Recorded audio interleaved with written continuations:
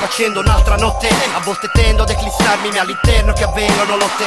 Navigo perso verso quali rotte, seguo la luce del sequenze che brilla nel buio che mi inghiotte. Soffitta zona, porto partono le flotte, uniti nella vita per volere della sorte.